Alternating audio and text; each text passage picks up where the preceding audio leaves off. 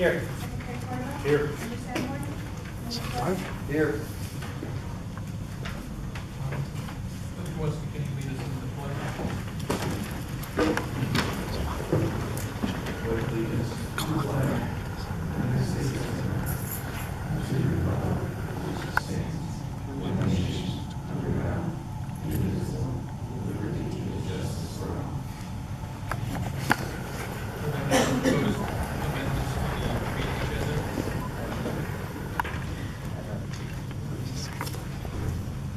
Is there a motion to approve the meeting agenda? Second. President Thomas? Yes. President Silva? Yes. Secretary Cordova? Yes. Member Juarez? Yes. Item E, student report, Mr. Wilson.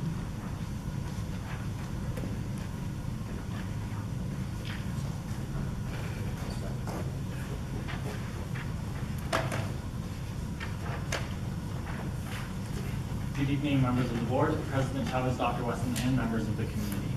I'll start off my report again by touching on the full sports that are going on. The football team, or Ms. McCarty wanted me to mention that the Taos Middle School football will now be hosting all of their home games at the Taos High School field. And in terms of the football team at the high school, they pulled through against Hope last Saturday. In terms of soccer, 2 weekends ago, the girls' tournament on the 30th and 31st of last month resulted in their second place finish of the overall tournament. I believe they ended up losing the very last bracket against Bernalillo. Last Tuesday, the boys also played against, I believe, Santa Fe Prep, and that a lot of students were really happy about that victory because that was one that would influence their seed placement in terms of the state competition. So that was definitely a good game for them to have won. In terms of volleyball, last Tuesday, the girls volleyball team won against Santa Fe Indian High School, but then last Saturday against Santa Fe Prep. Extracurricular activities are still starting up. In terms of the speech and debate team, Jennifer, the new speech and debate captain, mentioned specifically that with the new coach, Ms. Mace, there's been a lot of activity and a lot of time devoted to more of a team building to make the Taos High School speech and debate team more of a community in itself. And she was really impressed with this, and this was kind of a little lacking in the last 2 years, so she's really excited for that. Also, there were a lot of class entries to get into the speech and debate team this year, so that allowed for the teacher herself to kind of cherry pick, essentially, all of the different new speech and debaters she had coming. So Jennifer, especially our captain, is really excited about how well they'll be doing. National Honor Society also had their very first officers meeting last Thursday. The poetry team is also about to start up, and their first meeting is going to be this Friday, or it's going to be next Friday. BPA had their first meeting really recently as well. Ms. Galligan's a little withdrawn just because the membership this year hasn't been quite as big as it has in past years, with only about 25 or so members. They are just starting up, however, so she's expecting this attendance to rise, and officers haven't quite yet been elected. On the other side, HOSAs has the highest number of participants it had in the last 5 years. So this is really, really exciting, especially for Melanie Maldonado, the new president of HOSA, and she was elected actually just today. She was also last year's president though. But she was excited just in terms of, because there was such a high attendance, that means there are going to be more students to be able to perform better in terms of the state level and national competitions. She's also really excited for the students themselves and excited for the success of the club, because she really is vested in HOSA and believes that it's basically the place to be in terms of cultivating leadership at the national level and those competitions and lectures that they receive over the summer. They're also starting up within their fundraising. The elections were all held today. On the 18th, the student state officers, both Ryan Toma and Melanie Maldonado, who are the state HOSA president and state HOSA student representative, will be meeting to discuss the state leadership conference with the HOSA state advisor, just in terms of to set up that meeting. The Junior Senate and Student Council, all in all, has been quite silent. They haven't started up yet, nor have they elected officers. But within the next few weeks, I expect them to be doing so, and Ms. McCarty is going to be electing those officers. But she has installed new leadership positions among the student body. She's created new liaison positions in which students themselves can actually become liaisons to extracurricular activities and the student councils of their respective classes, so that there's more or less of a disconnect between the two, and then student council can make more aware, basically better decisions for all extracurricular activities, and kind of get that more influencing their decisions at the student government level. In general, last Tuesday was the Taos High School open house. More than 100 parents signed in, so it was a good, definitely a good attendance level. The mariachi also played then. Schedules are also now fixed as most classes are filled. Also, what's starting pretty recently, last Tuesday was the first meeting, is for the emotional intelligence training. That also happened earlier today. And that's for seniors who are prospective and looking for the opportunity to basically help freshmen in jumpstarting their academic careers. I was actually really impressed. I attended both meetings, and I'm planning to join and participate, and I was really impressed with the organization of it all. Both Mr. Richards, Mr. Hahn, and between all the other teachers who are really enthusiastic, it seems like they have a really good culture of leadership that's just spread among all of the ranks, and so I'm very impressed and pretty excited for that. I'm also especially excited because the senior enthusiasm for this kind of emotional intelligence project is actually really, really high. And that's a little unexpected just because my class, all the seniors, were one of the few that did not receive the EQ training as freshmen, yet they're still enthusiastic about it just because of the great influence it's had on other students who they've heard from, and so that was definitely good to hear. Next Tuesday will be the Rocky Mountain Youth Corps ropes course for those EQ training seniors to kind of start a team community at the senior level before trying to apply that to all of the freshmen and other seniors. And that's all I have for today. Are there any questions for Mr. Wilson? You have a question? No? I'll move to a question then. Last year you started an initiative at sort of reviewing or providing feedback to teachers. I was wondering if that is something that's continuing this year, or is that something that's on hold, or what happened with that effort? So that effort is still very much alive, and a lot of teachers were really, really enthusiastic about it. But last year it was mostly driven by myself and Hachin. So it's going to be kind of hard to transition that into this year as well, just because I'll be leaving right before the end of the school term and introducing a new sophomore. So I'll definitely push for that, but it really kind of depends on the student themselves, just because that kind of activity doesn't have a sponsor right now. So it's mostly student driven, and like I said, I'll definitely push for that, but it depends on the sophomore who's willing to take the position, really.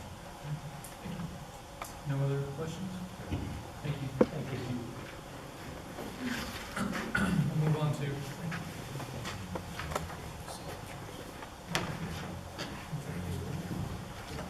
John, would it be helpful if we took a 5-minute recess if we're going to gather signatures, or do you want to address the board during public comments, or what is your preference?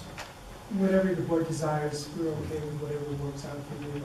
Yeah, we can wait until you finish your regular business, and then meet afterwards.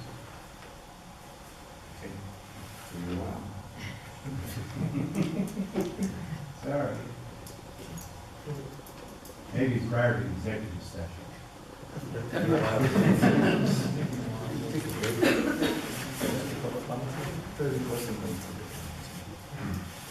Okay, we'll move on to item F, presentations. Later on the high school change with St. Ange. Good evening, and thank you for allowing me this time. As you know, Vista Grande is one of your district charter high schools, and we would like your permission would require a motion by you. We want to change the wording in our charter. Currently, the wording right now in our charter says our students must take 2 years of Spanish. And we would like to change that wording to say students must take 2 years of a language other than English. The purpose being we can broaden our language offerings to students instead of limiting it only to Spanish. We right now are developing a relationship with UNM and bringing Russian back into the community and working with teachers doing that. So that's the purpose of me being here, and that's the change to the charter that we're requesting. Are there any questions? I have one quick question. I guess I'm curious as to why the charter originally was so restricted. That's a really good question. I was asking Rose too. I wonder why that was ever put in the first place. I really can't answer that. Dr. Chavez, I'm sorry, I was not part of the founding, and it, as I began this position last year, I realized how limiting it is for our students to take UNM dual credits in another language or broaden their horizons when we want them to have 2 years of language. That's definitely part of the charter. We just want to not limit it to Spanish. More flexibility. More flexibility, exactly. Is this something that we move on later, or is this something We put it on here twice. One is for the explanation and any questions, and then later in the agenda, I'll be recommending you approve. okay, so there's no further questions? Okay, thank you. The second item is UNM-Taos nursing students. Ms. Oppenheimer.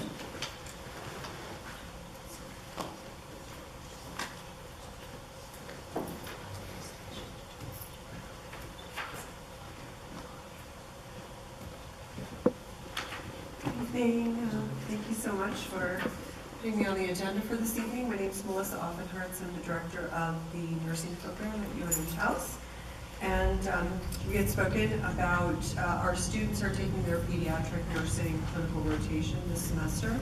And because our program is only offered every 2 years, this actually only comes up every 2 years, and our students had previously been placed in Ranchos Elementary School, and for a number of reasons that's not really going to work this semester for the students. And we had come before the board to request that we could have our students in Arroyo del Norte Elementary School this semester to work with the school nurse there to do their pediatric nursing rotation. So we're respectfully requesting to have our students be allowed to do their pediatric clinical rotation at Arroyo del Norte this semester.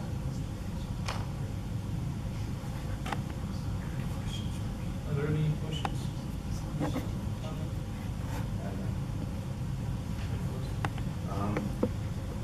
I think that this is something that the board needed to be informed about, which is why it's under presentations, but it's a change that can be approved at the administrative level. It doesn't really require board action, but just wanted to be sure the board was aware that the nursing program was in our schools. Sure, and if you had any questions about what our students would be doing, they're third semester students, they've already had a year of clinical experience. It's primarily an observational role at this point in their education, but it's a wonderful opportunity for them, and we really appreciate being permitted to go into your school system.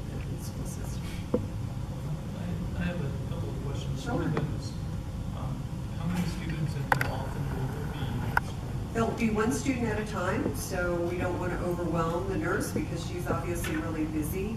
And so there'll only be, I believe, 6 of the students will be going into that particular school. And they, I believe, may have already started going in last week. So there'll just be one student at a time. The semester's only 16 weeks, so it'll only be throughout this 16-week period.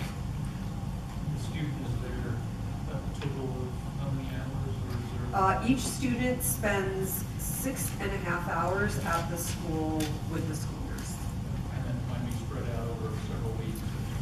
Well, each student will be there for that particular amount of time on any given day, but only one student at a time, and it's only one student per week.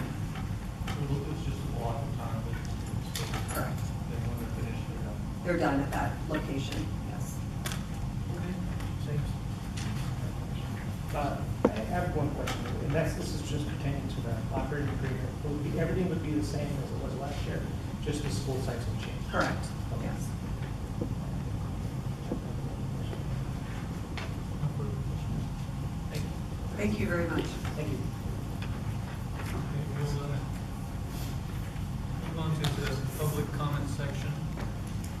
Our policy document requires that any individual desiring to address the board needs to complete a form, which is the request to address the board, and give this form to the superintendent prior to the start of the board meeting. We're going to start doing this in the subsequent board meeting, not today, because we don't have that available, but in the future, if anyone wants to speak during public comment, we're going to have those documents available at the sign-in sheet, and then you can write out what you want to address the board about, and Dr. Weston should receive the form before the meeting starts. Some other things that need to be mentioned, just in case anyone would like to speak during the public comment section, is that the board normally does not interact with the people present the public comments, and we can refer the topic to the superintendent for later reporting to the board, so a subsequent meeting or something like that. Or we can ask Dr. Weston to respond if he has a response already prepared. Some things that need to be mentioned, or at least suggested, is that personal attacks upon board members, staff personnel, and other persons in attendance or absent by individuals who address the board are discouraged. Presenters are cautioned that statements or representations concerning others that convey an unjustly unfavorable impression may subject the presenter to civil action for defamation. So this is something that has to be mentioned every time during public comment section, so that's why I'm doing this. And with that, is there anyone who is here who would like to speak during the public comment? Second time, is there anyone who would like to speak during public comment? Okay, so we'll move on to. Okay, so let's take a 5-minute break to do the. Do you want to speak to the board before we take the break? This is a time you're welcome to speak. Okay, Dr. Weston, Mr. Chavez, I have a real quick presentation concerning the tax levy for the 2013 tax year, if that's appropriate. What I've done is I went ahead and I'll give you a real quick presentation on what the tax situation is concerning your 2013 tax year, which is the tax year that we're presently going into. And what I have before you is a short history of what the taxes have been for Taos School District as far as the operational levy, the education technology nodes, and the GO bonds and the capital improvements. And then the last column is your total.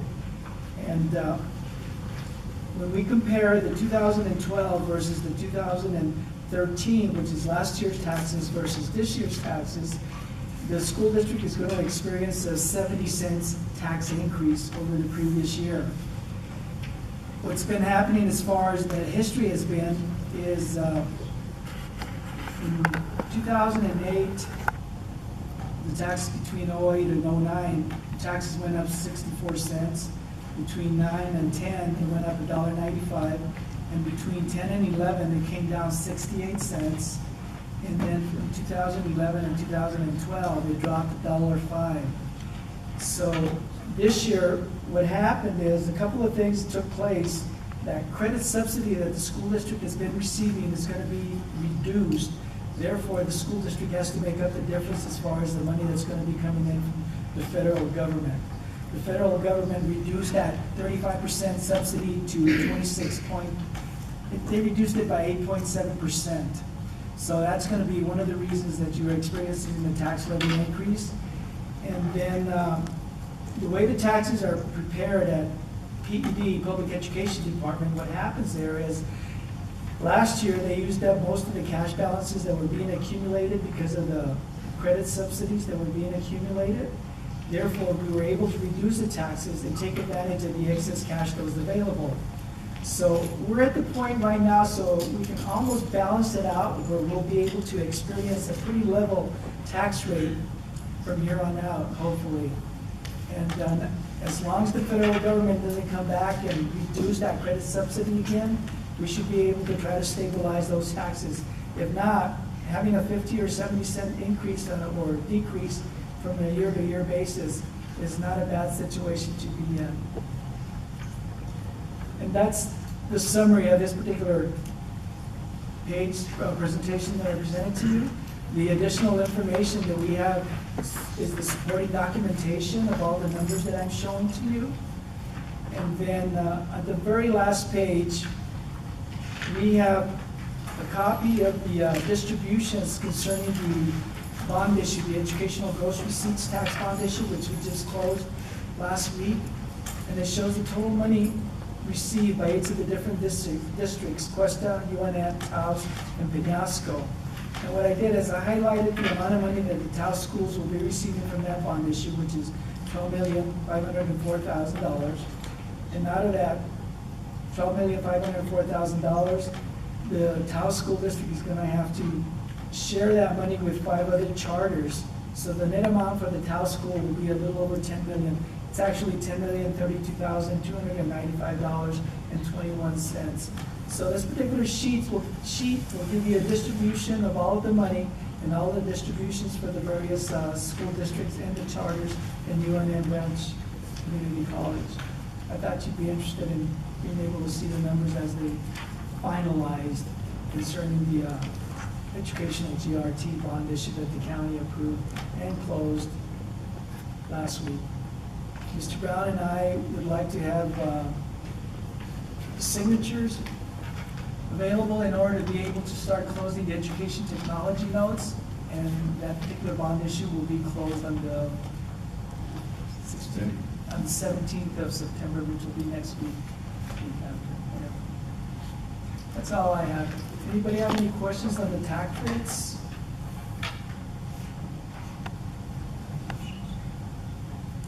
Thank you. Thank you.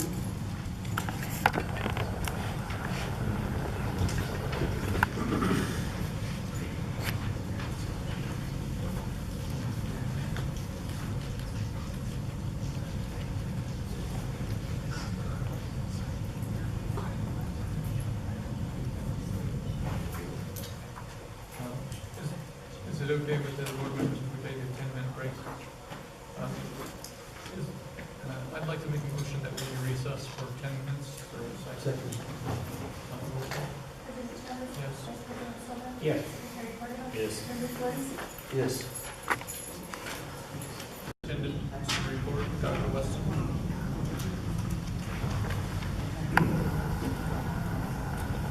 Any of the administrators are here, are there any questions about the administrators' reports?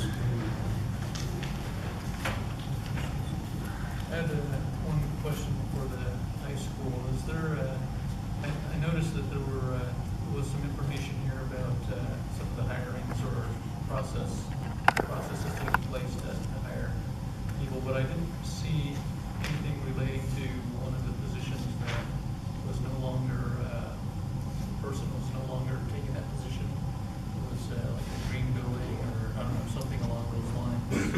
Is that position being replaced or is it being absorbed or?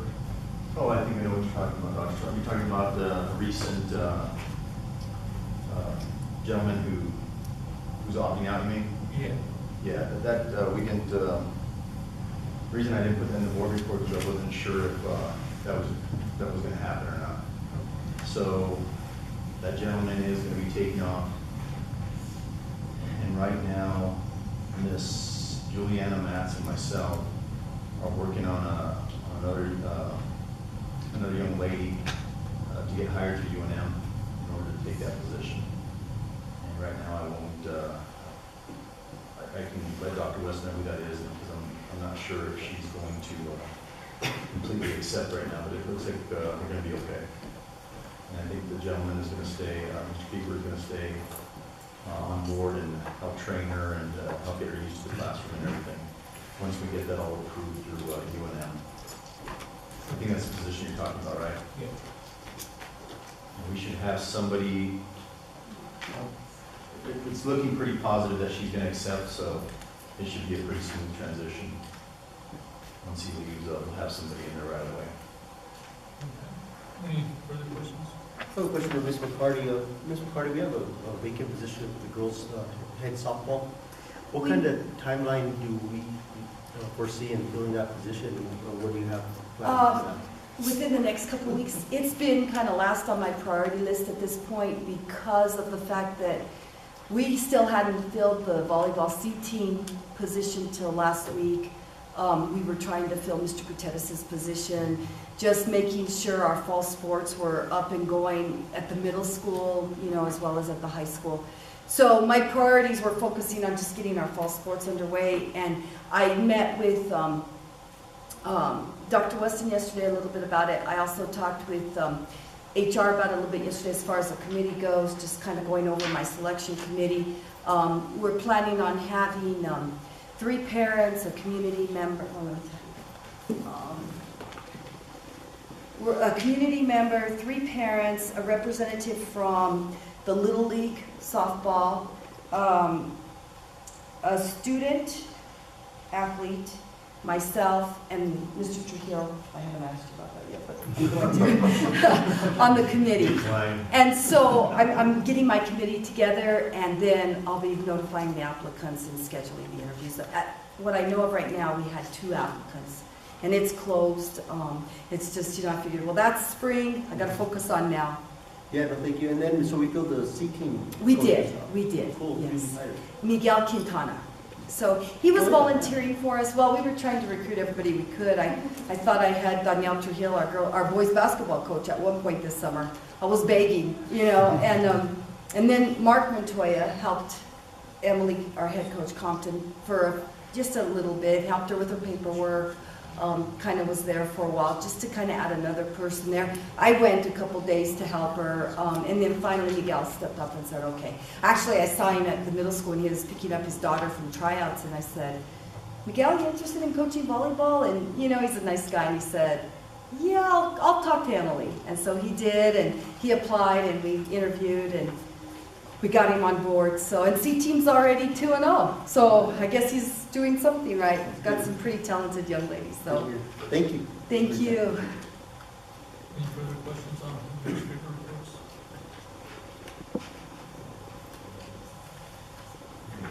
Thank you. The insurance cafeteria plan, about 4 years ago, the district changed the vendor, the administrator for our insurance plans, and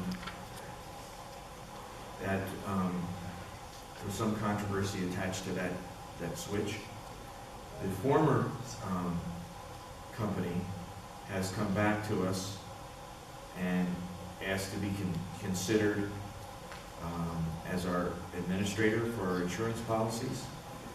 They also are offering a new product where they use before tax and after tax money to an advantage, and they also have a wellness program that goes with the cafeteria plan, so that employees can get more coverage for the same amount of money, and the district gets a rebate for each individual who is involved in the program, and that's up to several $100s per employee. People have to do the wellness plan, and I think that really is important for our district, because some of us are aging. We're having more and more illnesses come up, unfortunately. In the last month, we've had several serious illnesses crop up. Because of the previous issues around this. I'd like to, if the board would like, I'd like to have that company come and do a 10-minute presentation to us. Dr. Chavez and I, and Monica Martinez, listened to the presentation. It was a lot longer than 10 minutes, but I think for board purposes, just for your information, and if the board wanted, we could also have the other company come and present their product. I don't want to get into a situation where every vendor comes to the board for a presentation, but this new product is a significant change, and I thought you might want to know about it. So I just wanted to bring that to you and give Dr. Chavez the opportunity to comment if he chose to at this time. Yeah, I listened into the presentation that they gave, and there's some interesting new pathways that they're sort of implementing to save money for both the district and the employee to get more coverage for the same amount of money that essentially they're paying now. So something to listen to, see from a board perspective if that's something we'd like to move forward with. And there's nothing that says that the district would have to keep the stipend that we receive.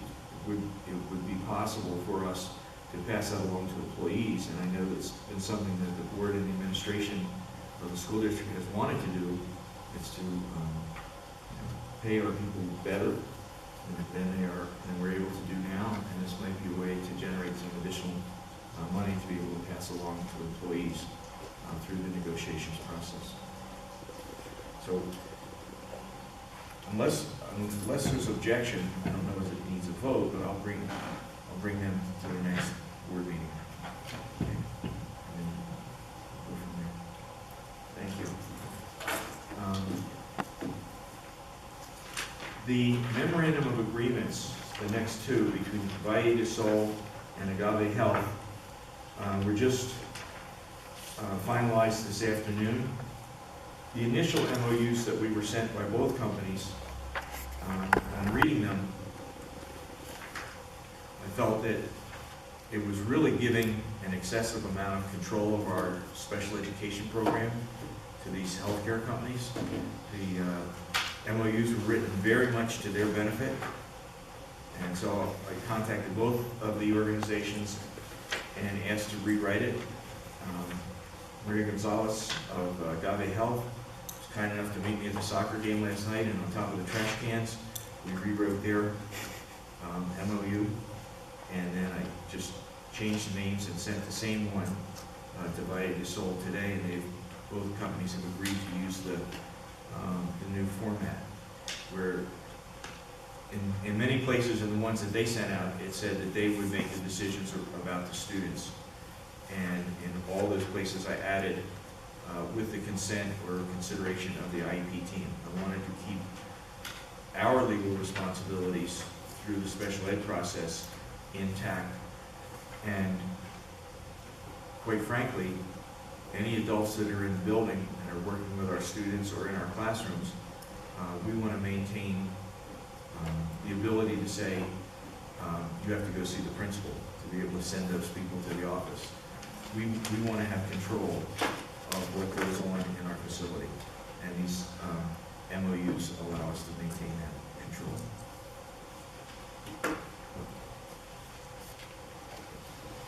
I know that you haven't had a chance to see these because they're still here, but if we want to get keep the BMS workers in the schools, we do need to move forward. If you want to take time to read them, I think that'd be appropriate. I'd be happy to answer any questions as we go through.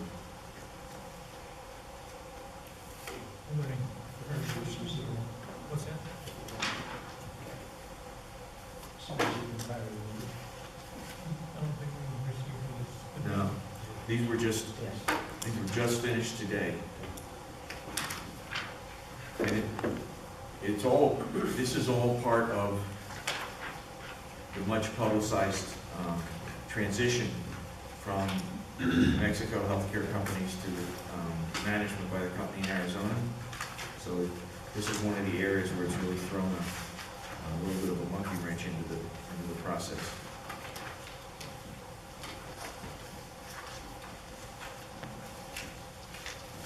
One thing I might point out is in here, it gives us a right to cancel these with 30 days notice.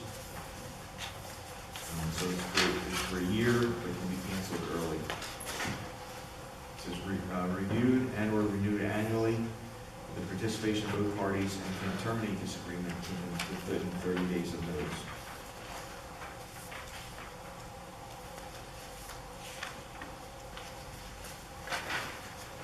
Other than that revision, Dr. Weston, has there been a big change in the operating agreement from last year? I think once we've been operating them before, it just existed for a long time. This one, I believe, protects our interests more than the former ones.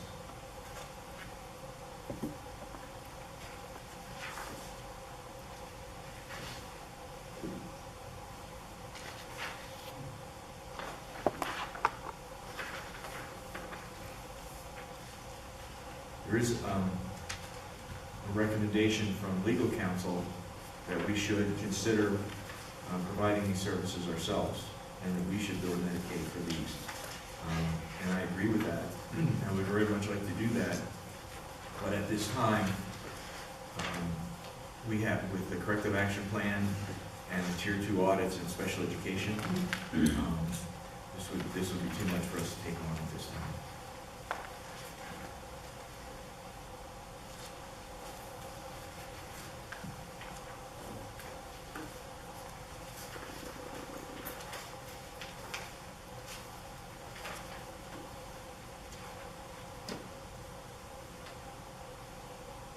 So Dr. Weston, essentially this is the same contract, the same MOU for both Agave and Practice.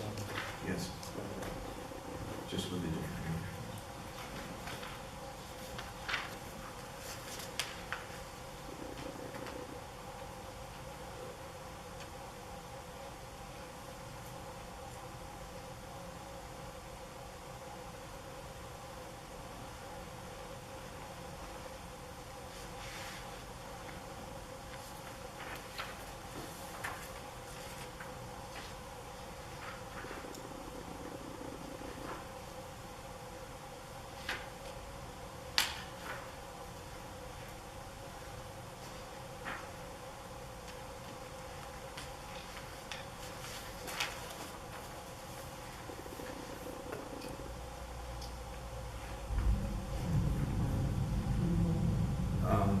Yes, I would like to take them one at a time.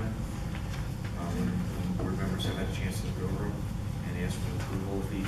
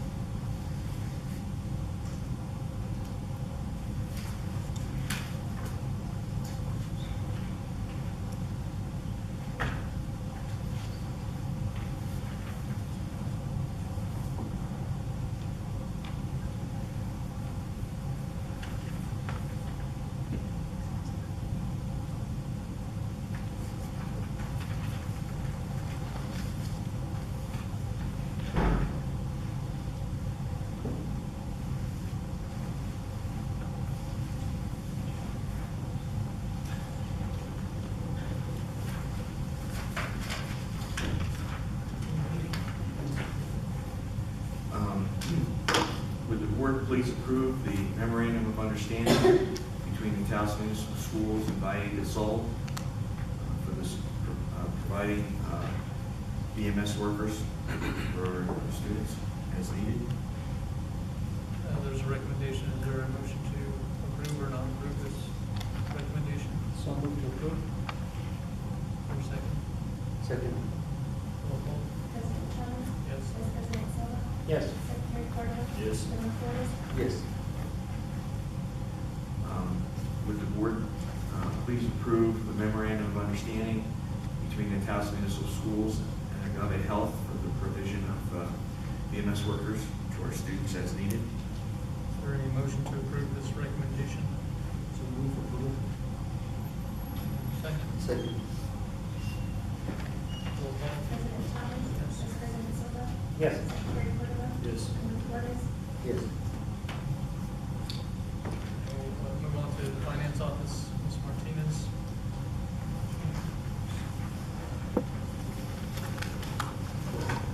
Good evening, President Chavez, members of the board. I have 4 requests for bars today. I have the English language bar.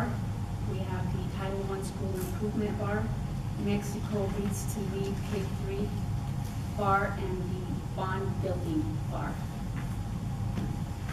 Are there any questions for Ms. Martinez on these budget adjustment requests? Is there a motion to approve these requests? Motion to approve. Second. President Chavez? Yes. Vice President Silva? Yes. Secretary Cordero? Chairman Flores? Yes. Is there any data on the current We will be downloading some journals to them within the next day or so for the audit. We've had a little, being that we did have a glitch in the software conditions.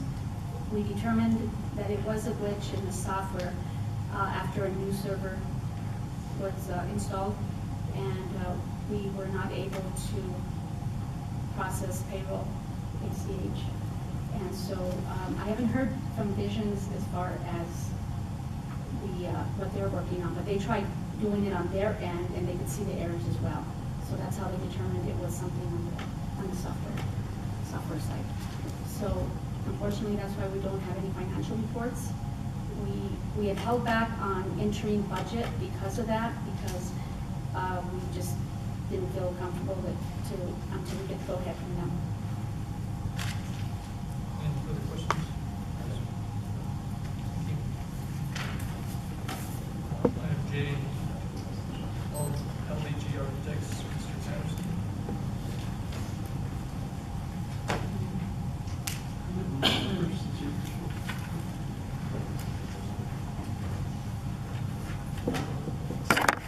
President, board members, Dr. Weston.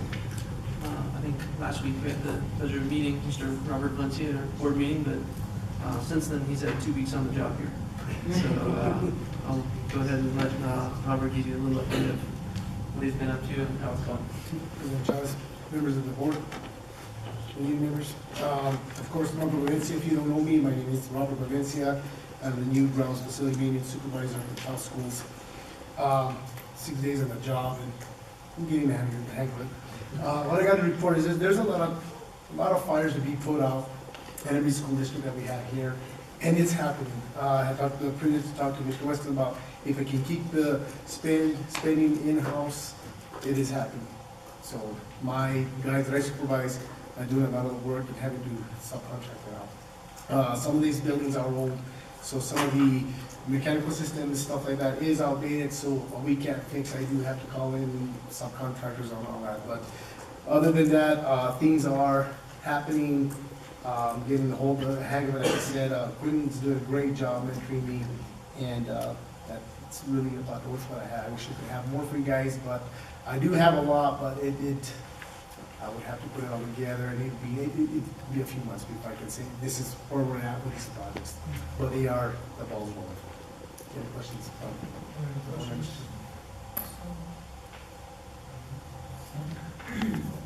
Yeah, thank you. Totally. Correct. Just the, a couple of playgrounds, there's been a lot of interest in those. Where are we on those playgrounds at this time? For For Ranchos Chicos, and Virginos? oh my God, he's the one who's putting on the capital project together. Thank you, Robert. Yeah. So we're doing 2 playgrounds, Rancho Elementary and Enos Garcia. Enos Garcia, I'd say we're pretty close to a final design. So we've had 2 main equipment reps, basically pricing against each other for equipment. I think we've chosen one equipment line, and I think we may have even identified a grant which would reimburse us for all the equipment. So that's a big ticket number for the Enos Garcia playground. I think we're ready. I think by the time we meet again in 2 weeks, I think we'll have final proposals to bring back in front of the board. We've been working with a playground committee at Enos Garcia and Ranchos Elementary. Both of them are about the same way. I'd say we're about 50% through doing construction drawings and specifying equipment, and I'd say we're up for a final equipment selection. And we could be, close to 3 or 4 weeks away from actually breaking ground and doing the renovations. It's something we intend to finish this fall.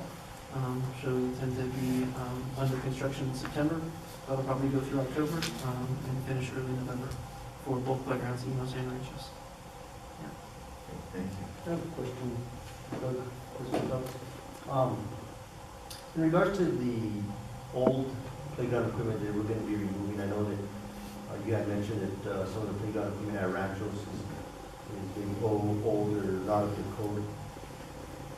I know that there are some aged equipment there. There's also some equipment that looks still pretty good. I know there's that red and blue item there. Is that something that needs to be removed? In both playgrounds, we're leaving equipment.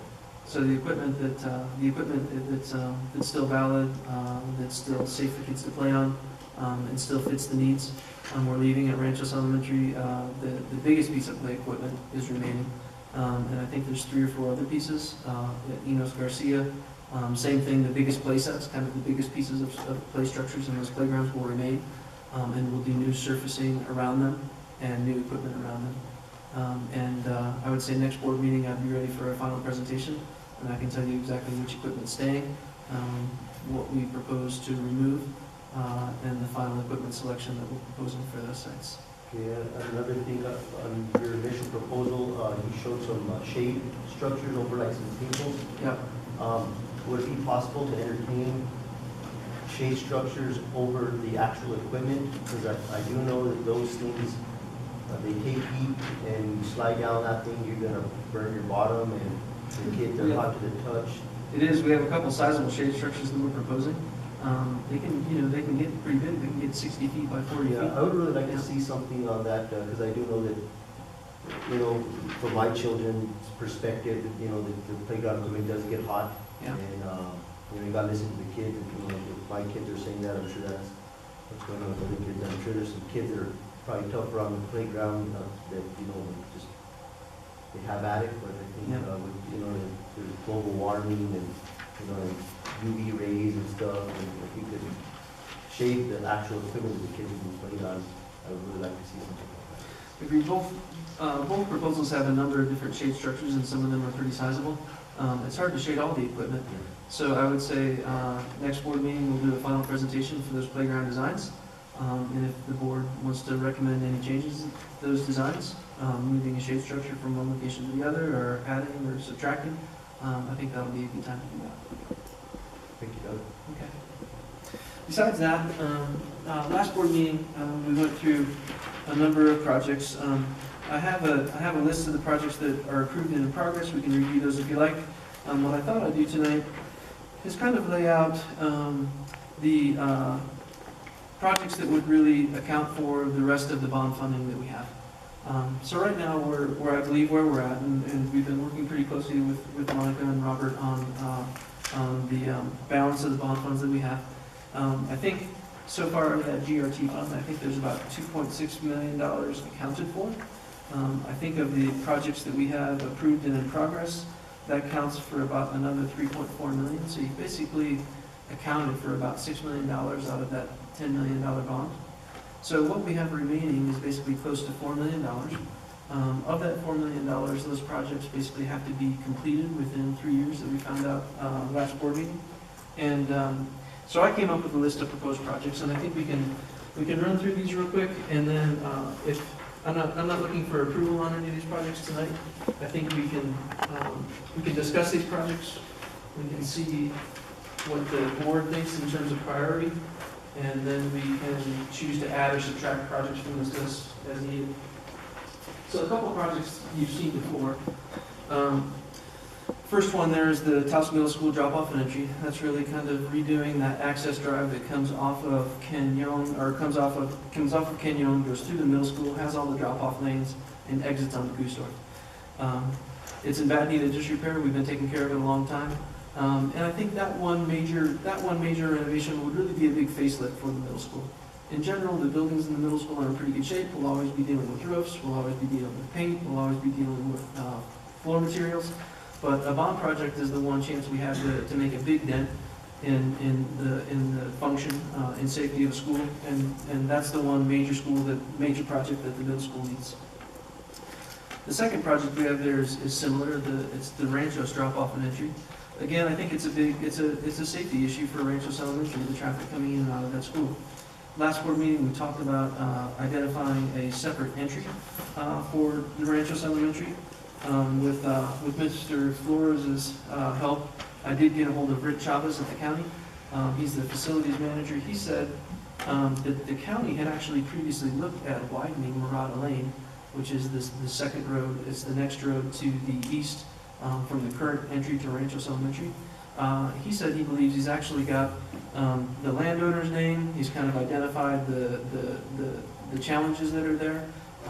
There's an acequia there, there's a ditch there, there's another landowner that's involved. He said he would dig up all that information and we could go down and meet on the site and walk Murata Lane and at least identify and talk to the landowner. So that was encouraging, and he said he would try to meet me early next week. So we'll go walk that entry and see if that's actually a viable solution as a separate entry. And I think whether we get an entry or not, I think we can make a big safety improvement at Ranchos Elementary by renovating those drop-off lanes, making the drop-off sequence and the traffic pattern that works around Ranchos Elementary. The third project on this list is the Enos Garcia main roof. That's the old Enos Garcia building. The roof that's up there, we did some repairs on this year. It's got roof upon roof upon roof. Long term, those roofs need to come off and a new roof needs to go on that building. The next ones, I think, are the ones that we've been trying to get to, and those are really, I think, quality improvements that we've delayed for a long time at the high school because we simply haven't known how to really approach the problems or the programs at the high school. You know, the big one's the cafeteria, the kitchen. That kitchen is the original kitchen to the high school. The floor, the equipment, the spaces in that kitchen are in really bad shape. They're bad shape to work on, and I think they have a big, profound impact on the quality of the food that's being served at the high school and the function of kids eating there and how the cafeteria works. And the cafeteria itself just needs to be rethought. The next one there is a library renovation at the high school. Again, you know, I think the library is one of the newer spaces at the high school, but I think it's one of the least functioning spaces at the high school in terms of the quality and the role it plays in the education and the curriculum at the high school. You know, do we want a library with shelves and books, or do we want a media library with computers and multimedia? I think we have to answer that question and then proceed with a renovation for the library. And then I think once we're convinced that the major pieces of the library are in place and we're going to use them the way they are, I think there's probably a big renovation there, which is really just kind of a general upgrade to hallways, classrooms, it's ceiling tiles, paint, and flooring. But I think the high school is a big enough animal that we really have to do it in one focused summer, that we have to take 2 months and do a pretty major renovation. And by major, I'm really talking, it's just surfaces, it's lights, tiles, paint, and floor. And I think we can make a big dent in how the high school feels and functions. The next one we'll actually talk about is one of our next items on the agenda here, and that's really dealing with the storage and disposal warehouse facility for the district. We finally got rid of the storage containers that were in front of this building. We've got storage containers all over the district. We probably still have 3 semi-loads worth of furniture in the Enos Garcia old gym. Ranchos Elementary has another storage container full furniture. These things need to be able, we need to be able to move these things back out of the district and have room for things to come into the district. And I think the way that we really do that is to actually have a warehouse facility. And we're proposing that we do that down at the food warehouse that we have right now. There's an adjacent parcel of land at 0.85 acres that's for sale. And then our next agenda item, I'll ask you for your approval to get an appraisal for that piece of land. When the school district purchases land, they can only pay the appraised value. So we would get an appraisal, the owner would have to accept that cost of the appraisal, and then we could proceed with purchasing that land.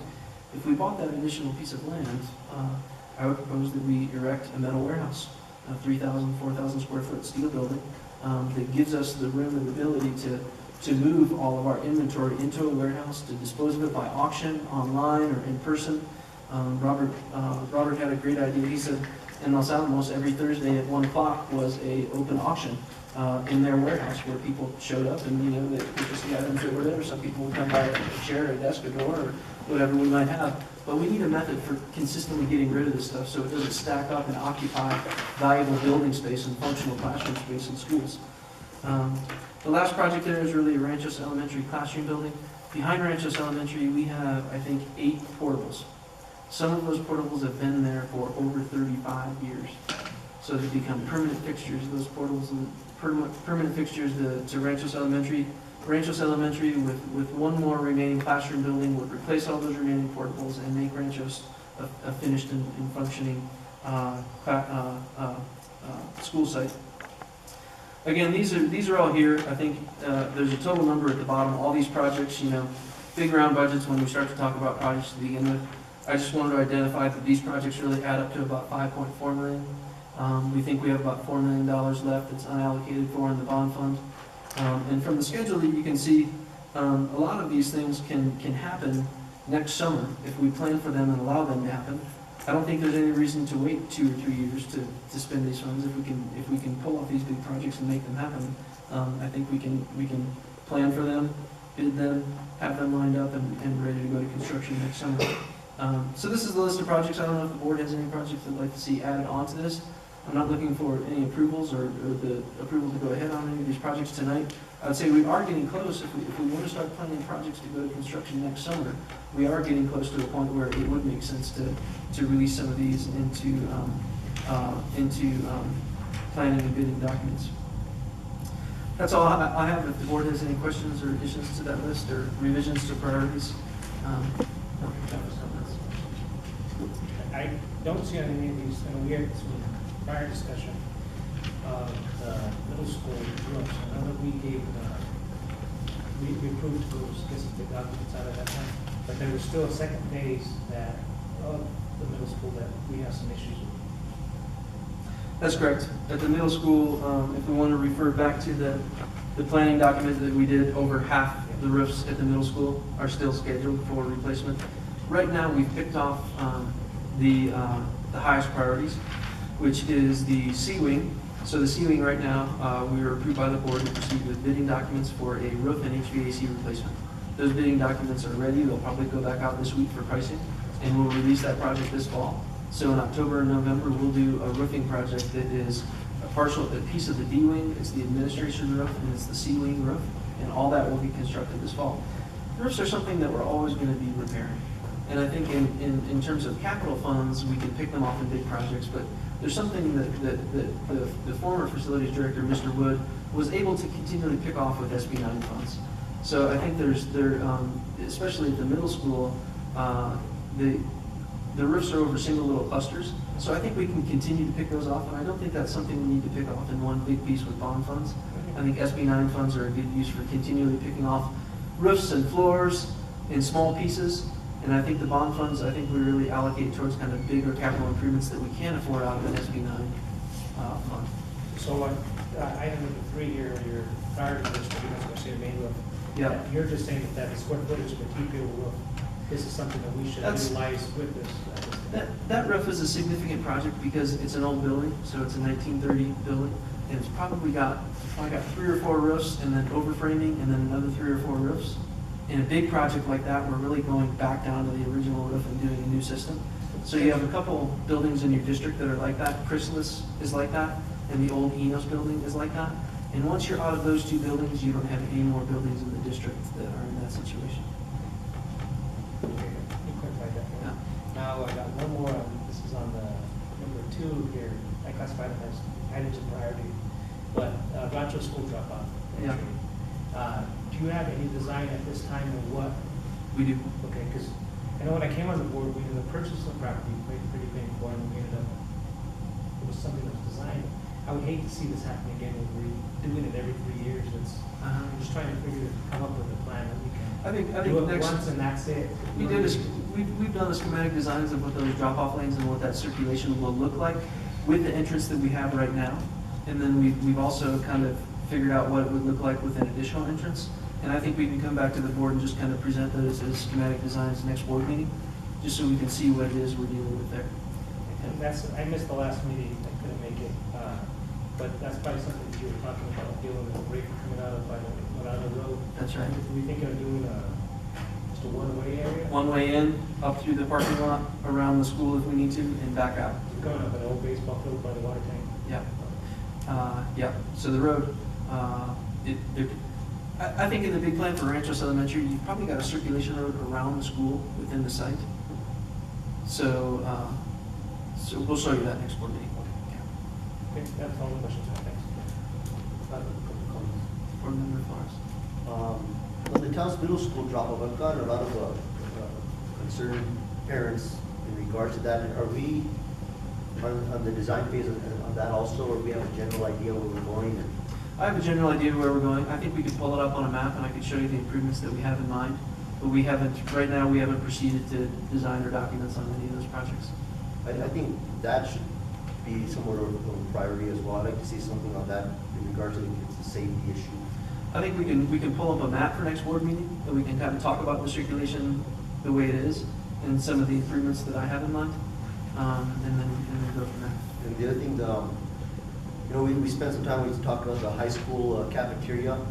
I'd really like us, as a board, to maybe entertain the idea of moving that item forward. I think, you know, with the nutrition and everything, and, you know, providing the kids with a healthy meal, and, you know, a good environment to eat their food in, something that's welcoming, and, you know, just the environment that you eat in could affect, you know, how much you eat, what you eat. So I think that's something we need to entertain there, just my comments. And I really like the storage and disposal warehouse facility. I think that would really benefit our grounds and facilities department as well, as kind of a centralizing where we store everything. You know, things can be inventory, they're not all over the district. I would like to see something to the point where they have maybe some room to, you know, repair and work on items. Maybe since it's a warehouse, we could add some additional space for them, some workbenches. Could be a maintenance, could be a central office. Centralized maintenance. For maintenance. Right now, with the, you know, with my current employment, we're entertaining that idea. You know, you need someplace where you could take a desk or a chair to work on, and maybe throw a couple screws in it if it's winter outside, you know. And I think it would make the facilities and grounds more efficient, and it would also centralize their storage. And I think that's a darn good idea. I'd like to see a nice, good building that has many 20, 30, 40 years of life to it, and store stuff, get rid of stuff, work on stuff. And there's a lot of things that the district can buy in bulk, you know, The same money, paper. store it there. We buy mulch for playgrounds every single year. There's no reason that we can't buy mulch Get in ourselves bulk a forklift, and have a store it. central storage facility to distribute mulch from. I think that's an Something we excellent always need. idea, something that we could delve further into. And like you mentioned right now, save money, buy bulk. And I think it's also, I think it's just function for the district. We have all these leftover spaces that we're using in the district for these things, which are really kind of valuable school site square footage. And if we can move those things off the school sites into a warehouse and distribution facility, I think that's the place. What I really just like is we have things all over the place, you know, and then with everything that's going on, you tend to lose track of where you store something last, and then you're sending staff, check here, check there. Oh, it's not there, well, oh, I think it's over there. You know, we can centralize everything and Yeah, definitely help. good. Okay. If there's no other questions for that, then I would say, What I'm hearing is maybe there's a couple things that would move up in terms of the priority list. So cafeteria would move up in terms of the priority list. Storage and disposal warehouse might move up in terms of the priority. And then next board meeting, we can look at some schematic designs for the middle school and the Ranchos, drop off and vehicle circulation. And then at the next board meeting, we could basically put a couple of these things on the agenda for approval. Maybe we'll pick 3 or 4 of them as top priorities and move forward with those at that time. Okay. One of the things we talked about involved the high school. Mr. Trujillo perks up at that point. Kind of some meetings with faculty and community members on what would they like to see the high school used to be and look like 5-10 years from now, so that we have a little bit more of a long-range plan of use for the high school before we start spending a lot of money there. The question is, what could that cafeteria space, current cafeteria space, be used for, if anything? Could it be turned into an auditorium? Or is it just too twisted in direction for that? Or is there a way to make that happen? Because the school could certainly use an auditorium.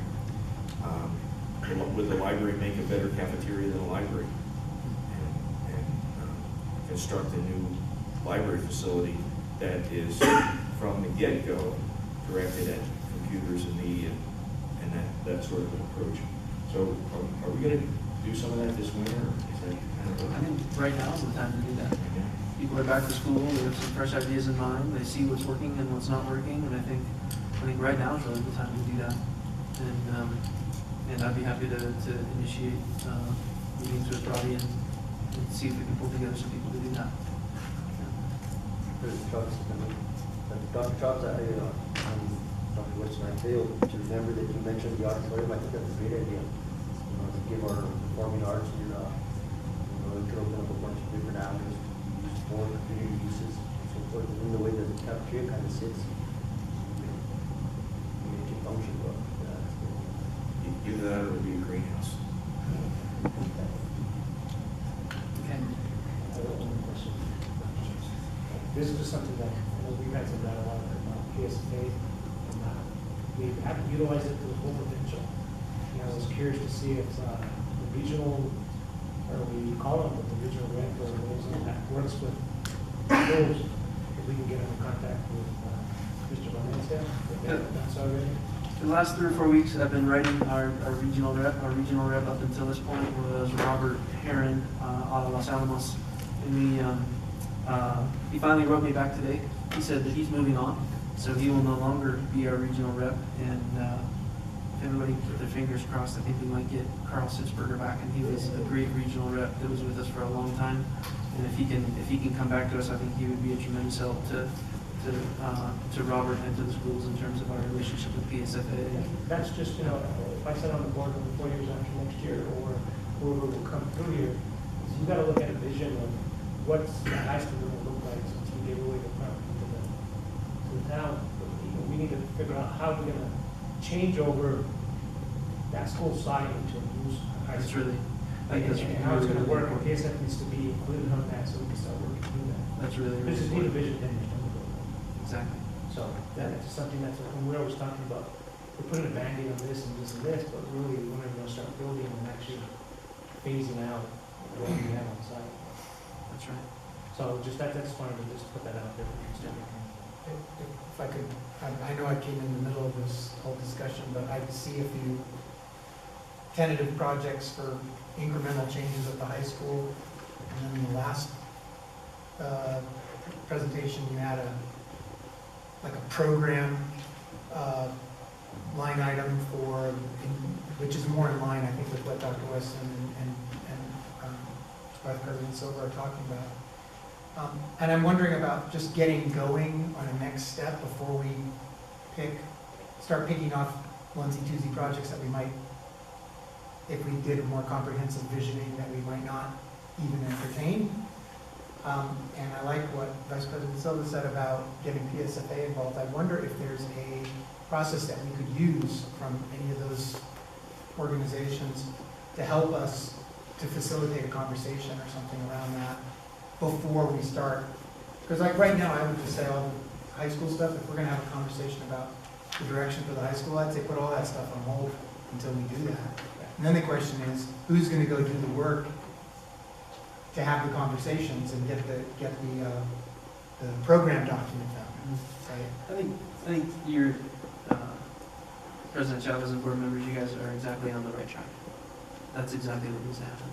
And 5 years ago, that's what happened with this campus in Enos Garcia. Yeah. We took a long time, we took a big step back, and we did programming and utilization for Enos Garcia. And that led to our assumptions that they were going to be a lot better off condensed on one campus, that was a much better vision for their school than it was being spread over 2 campuses. Yeah. And that opened up the administration building, it gave Mr. Grande a place to be, and that solved a lot of big problems in the district when we had a vision for 5 years out. And I think I've really been pushing for that the last 2 or 3 board meetings, and I think you're on the right track. I think that's exactly what we need to do. And there is a process we can step through, and PSFA will help us do that, and especially if we get a regional representative who can step in and do it actively with us. The biggest thing they can do is kind of help line us up and keep us in line with PSFA in terms of funding. Because, a high school replacement is a big $30 million project. It's something that's going to happen eventually, so we're better off having it on the radar.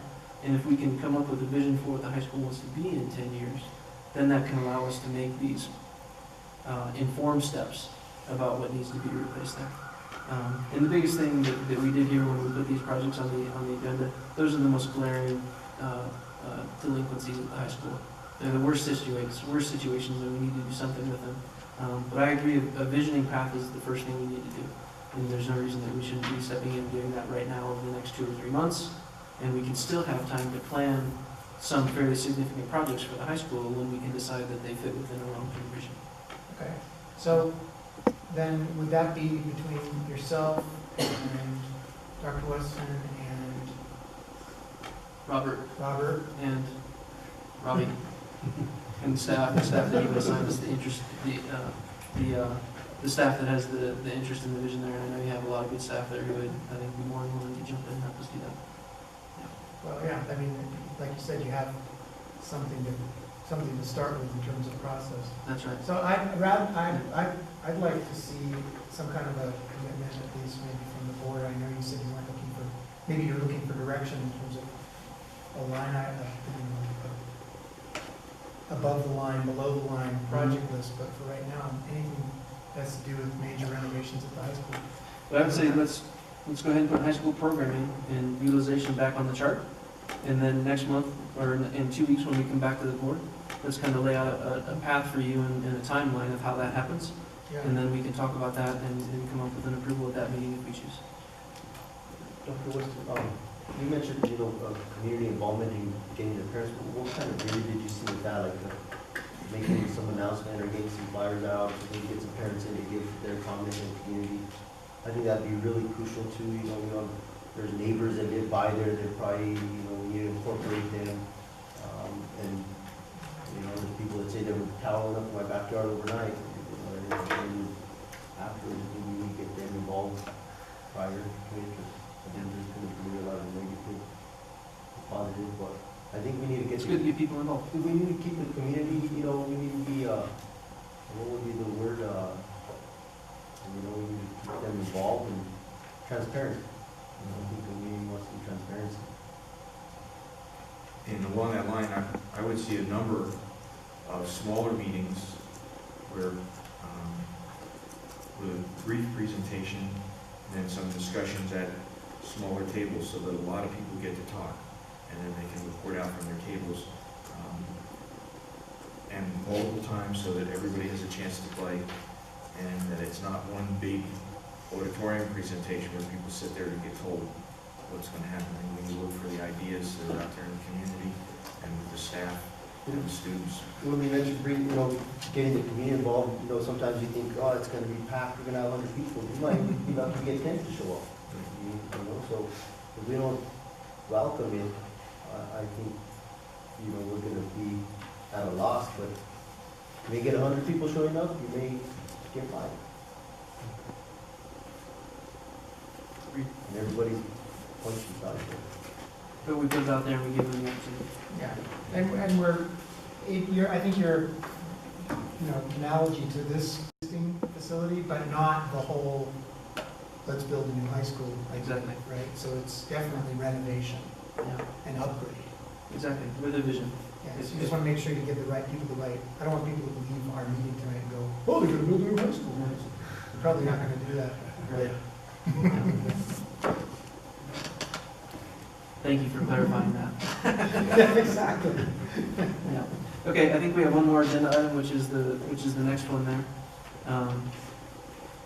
That agenda item was a specific approval, and that's really an approval to get an appraisal on the piece of land next to the food warehouse. So if it's something that we feel we want to proceed with, we spend the money to get an appraisal. That's the first step that we take. As a district, we can only pay the appraised value. So if the owner chooses to accept the appraised value and the district chooses to make that commitment, then we could purchase an adjacent piece of land at the food warehouse. I would ask the board to approve the appraisal of the general property. That's correct. Any discussion? I have a question, what's our current appraisal going for? That's $3,200, $3,200. Further discussion? Is there a motion to approve or not approve that recommendation from Dr. Weston? So we approve. Is there a second? Second. Roll call? President Jones, Yes. Vice President Silva, Yes. Secretary Cordova, Yes. Member Sandler, Member Flores, Yes. Thank you. Thanks. I'll move on. At a future meeting, folks who do the garden outside here are going to come to the board with a presentation. They want to expand that agricultural project, and I asked them to come to the board. I think that there's multiple uses for that property. There's a lot of people like to use it as a recreational field. I think there has to be a balance between that, but they're going to come and present what they'd like to do there. Doug has suggested that when we move the fence out to the sidewalk, on those two edges, that gives us a lot more room. It gives them more room to develop that land for agriculture and still have land for people to come and play and for little kids to have a grassy playground and that sort of thing.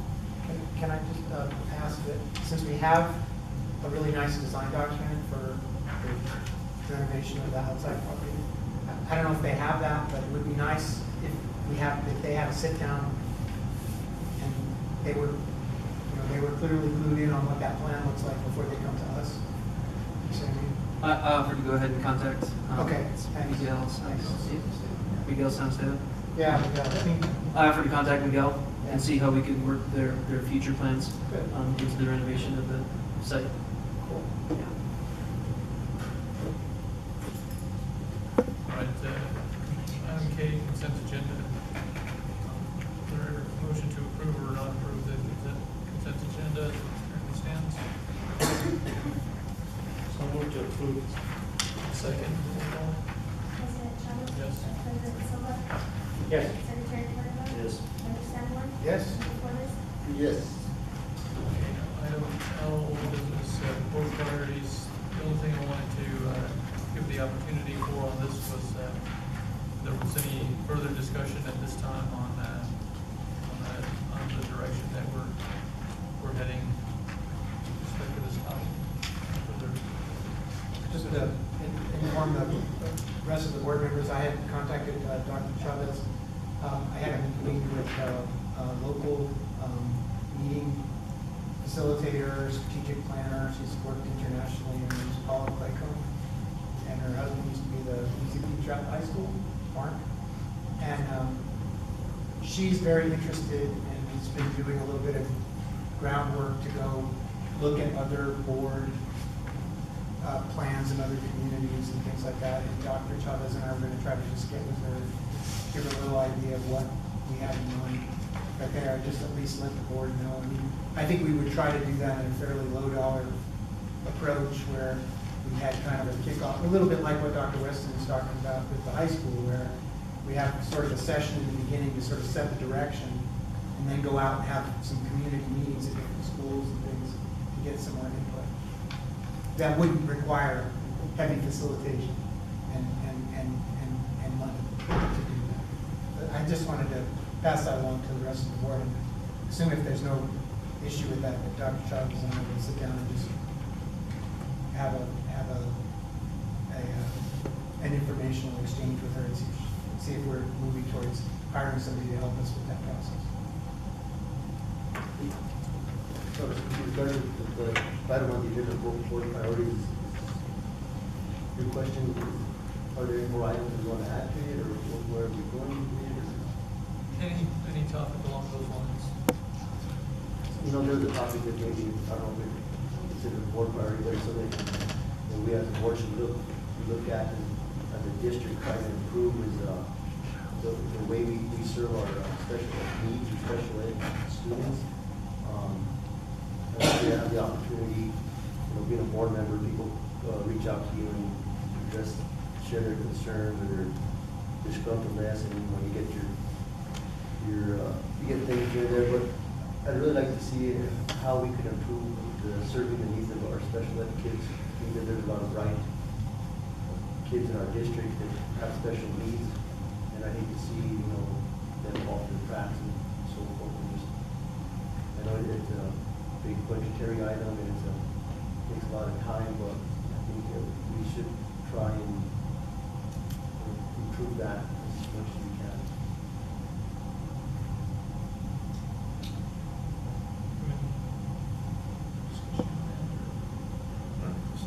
Well, I'm not saying that there's any that it needs work. I think it's just there's always room for improvement on every level and in every aspect of the school district. Just those kids sometimes I need to see them maybe not could work on it. It might be a good time to get a little bit more of a assessment, a report from special ed leadership. I would like to see something like that. What are the initiatives? What are the things that they're taxed with, that they're working on, that is their highest priority? I definitely would like to see something like that. We talk over what goals we have, what we're working on. I to be honest, we don't know. Hopefully, for the next meeting, or maybe not next meeting, but keep ample time to address some of those questions.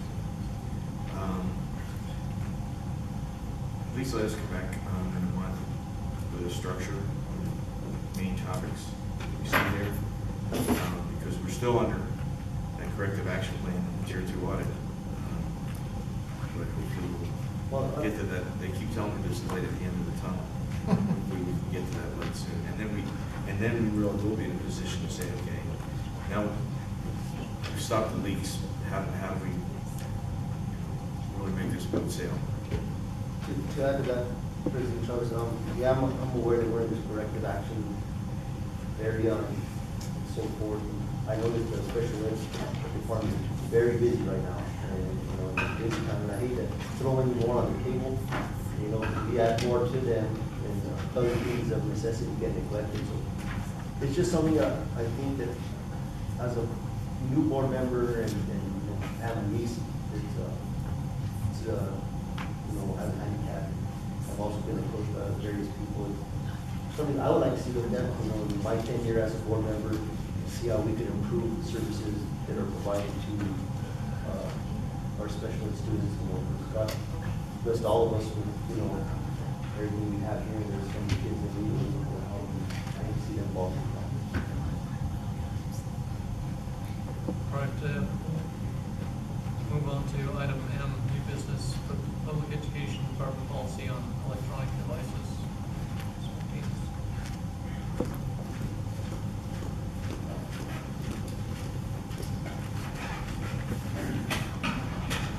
Dr. Chavez, board members, Dr. Weston, colleagues, members of the audience. There has been under a new policy that came out with PED, and I'm bringing it before the board tonight because we will be starting with the assessments in on September 23rd. We have two huge assessments that will be administered. That's the high school graduation assessment, which is for all students that did not pass the SBA in the spring. And then we also have the fall retest on the alternate assessment, and that's also for high school graduation. So under the direction of PED, districts and schools are going to be held to, we have to enforce the strict cell phone policy during standardized testing to maintain test security.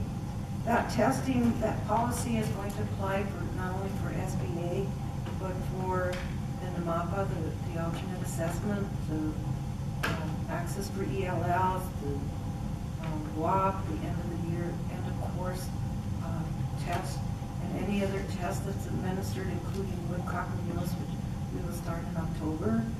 So I just wanted to bring it to your attention as to what the attorney has reviewed this for the state. And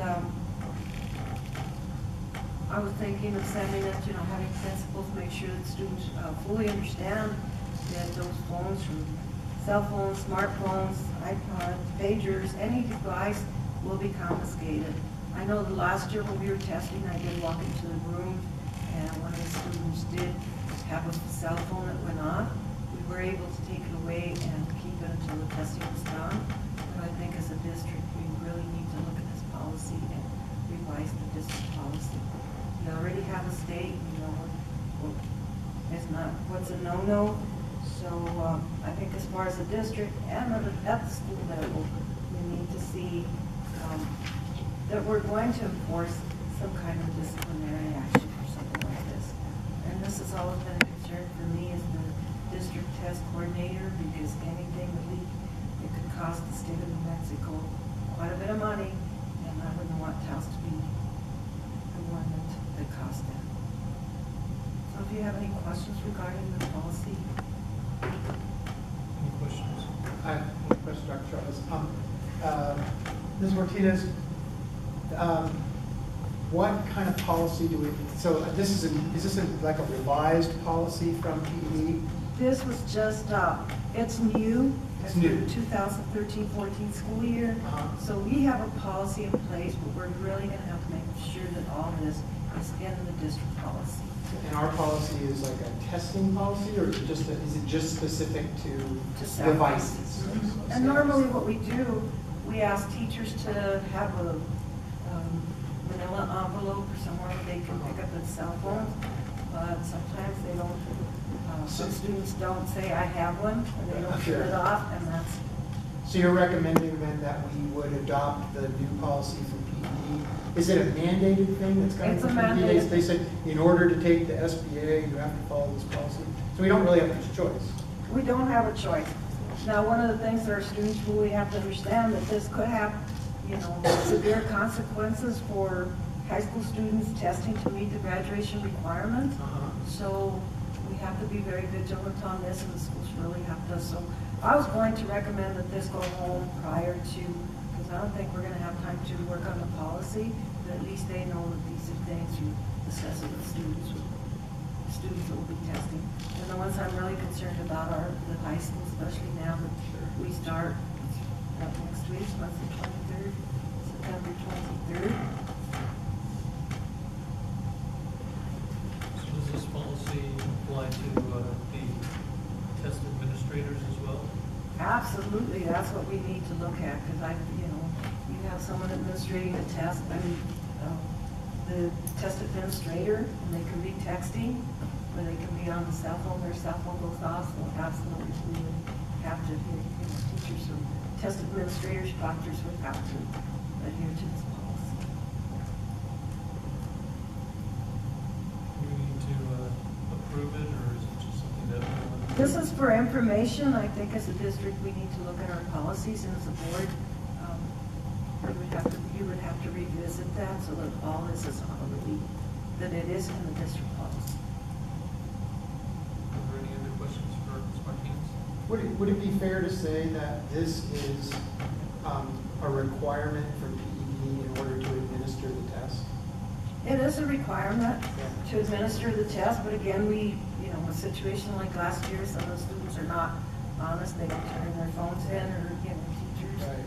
So I think with the district, we really need to do some, have it an hour policy. I see. And that they fully understand that we will be enforcing. There will really be a problem in this policy. And now we're doing our policy through our attorney.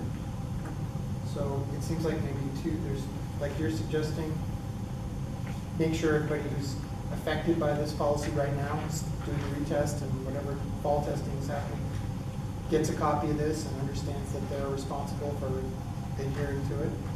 That's correct. And then sort of on the side, route this policy through our policy people. And then we bring it back to the board to adopt it and revise our current. Does that make sense to you? So one of them happens quick and one of them happens a little slower. Exactly. Okay. The point was just to bring you so that you know, if you get calls about the phone being confiscated, I'll be working with Mr. Trujillo on the September assessment.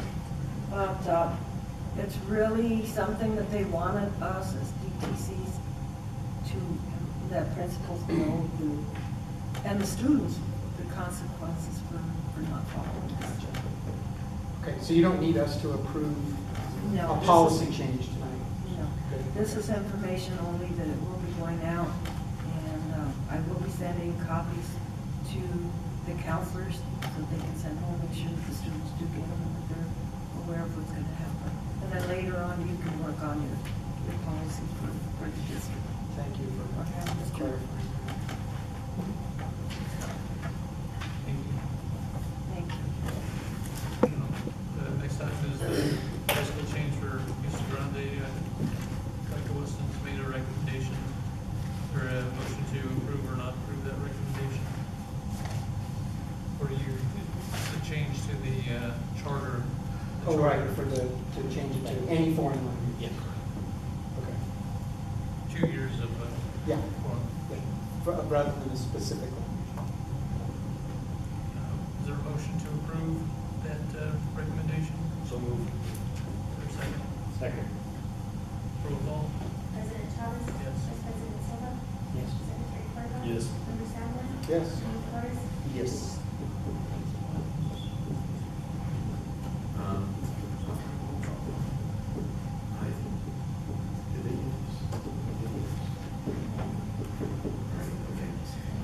The next two items, Ms. McCann worked on these contracts to just be able to serve meals at those sites, similar to an MOU.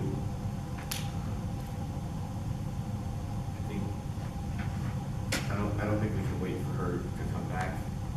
So I would ask on the first one, the Nancy Day School contract agreement, meal service, I would ask the board to approve that. Is there any questions on that? Is there a motion to approve or not approve? So moved to approve. Second, roll call? President Chavez? Yes. Vice President Silva? Yes. Secretary Cordova? Yes. Member Sandler? Yes. Member Flores? Yes. UNM-Taos Kids Campus Meal Service, would ask the board to approve that as well. Any discussion? I'll make a motion to approve. Is there a second? Second.